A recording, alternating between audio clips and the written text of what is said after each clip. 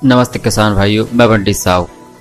आज मैं TV9 Hindi report के अनुसार बताऊंगा आपके लिए चीन ने उर्वरक निर्यात पर प्रतिबंध लगा दिया है। इसके बाद अब अंतर्राष्ट्रीय बाजार में उर्वरक के दाम में तेजी की उम्मीद है। भारत में चीन से हर साल बड़े स्तर पर उर्वरक आयात होता है।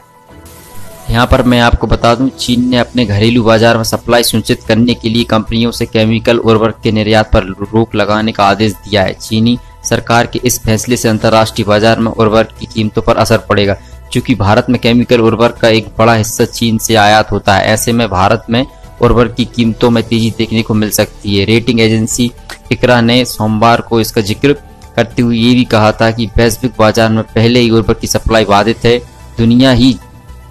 चीन ही दुनिया का सबसे बड़ा उर्वरक उत्पादक देश है। यहाँ हर साल कुल वैश्विक जरूरत का 31% यूरिया व 42% डाई अमोनियम फास्फेट DAP का उत्पादन होता है। दरअसल चीन में बढ़ते एनर्जी खर्च और सप्लाई की कमी की वजह से घरेलू खपत के लिए उर्वरक की उपलब्धता कम हो रही है। इस समस्या को देखते हुए चीन सरकार ने सभी उर्वरक कंपनियों को आदेश दिया है कि वे तत्काल प्रभाव से इसके निर्यात पर रोक दें, उन पर रोक लगा दी है। चीन ने ये फैसला पिछले सप्ताह ही लिया था।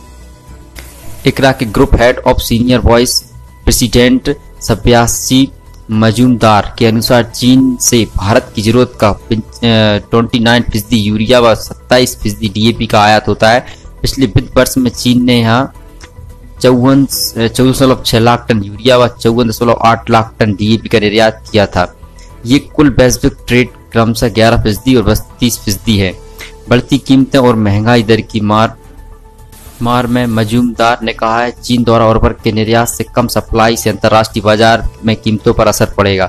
पहले हमें उम्मीद थी कि वित्त वर्ष 2022 की दूसरी छमाही से अंतर्राष्ट्रीय बाजारों में उर्वरक की कीमतों में गिरावट देखने को मिलेगी, लेकिन अब रबी सीजन तक कीमतों में कटौती की उम्मीद नहीं दिखाई दे रही है। इसका मतलब ये है कि अंतर्राष्ट्रीय बाजार में कीमतों में तेजी और डॉलर के मुकाबले रुपए में गिरावट से भारत में एक बार फिर किसानों को सरकार द्वारा सब्सिडी का पूरा लाभ नहीं मिल सकेगा। सरकार से 10 से 15 हजार करोड़ रुपए की सब्सिडी की उम्मीद। इसके अनुसार इकरा का अनुमान है कि मौजूदा दरों में कम से 1 से लेकर 1.1 लाख करोड़ रुपए की सब्सिडी की जरूरत है। वर्तमान में फर्टिलाइजर सेक्टर के लिए सब्सिडी करीब 94,275 करोड़ रुपए की है। ऐसे में उम्मीद है कि केंद्र सरकार चालू वित्त वर्ष की दूसरी छमाही में 10 से 15 हजार करोड़ रुपए की सब्सिडी का आवंटन कर सकती है। खरीफ सीजन में कितने उर्वरक की जरूरत है? गौरतलब है कि भारतीय उर्वरक उद्योग घरेलू जरूरत को पूरा करने के लिए आयात पर सबसे ज्यादा निर्भर है। उर्वरक व रसायन मंत्री मनसुख मंडाविया ने पिछले सप्ताह ही राज्यसभा में पूछे गए एक सवाल के जवाब में कहा था कि मौजूदा खरीफ सीजन के लिए देश में 177.5 lakh ton urea, 65.2 lakh ton DAP व 20.2 lakh ton muriate of potash MOP और करीब 61.9 लाख टन NPK उर्वरक की जरूरत है।